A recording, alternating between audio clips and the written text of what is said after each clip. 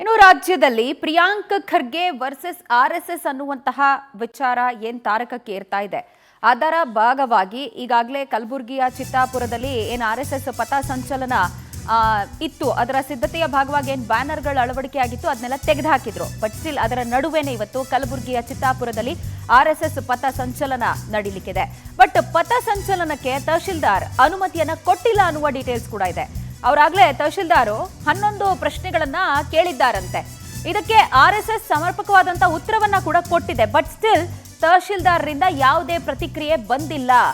ಹೀಗಾಗಿ ಅನುಮತಿಯನ್ನ ಕೋರಿ ಕೋರ್ಟ್ಗೆ ಅರ್ಜಿಯನ್ನ ಕೂಡ ಹಾಕೊಂಡಿರುವ ಹಿನ್ನೆಲೆಯಲ್ಲಿ ಇವತ್ತು ಅಲ್ಲೊಂದು ರೀತಿಯ ಬೂದಿ ಮುಚ್ಚಿದ ಕೆಂಡದ ವಾತಾವರಣ. ಕಲಬುರಗಿ ಹೈಕೋರ್ಟ್ಗೆ ರಿಟ್ ಅರ್ಜಿಯನ್ನ ಈಗಾಗಲೇ ಆರ್ಎಸ್ಎಸ್ ಮುಖಂಡ ಸಲ್ಲಿಕೆ ಮಾಡಿದ್ದಾರೆ.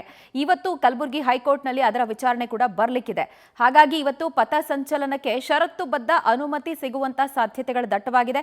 ಮುಂಜಾಗ್ರತಾ ಕ್ರಮವಾಗಿ ಚಿತ್ತಾಪುರದಲ್ಲಿ ಪೊಲೀಸ್ ಭದ್ರತೆಯನ್ನ ಒದಗಿಸಲಾಗಿದೆ.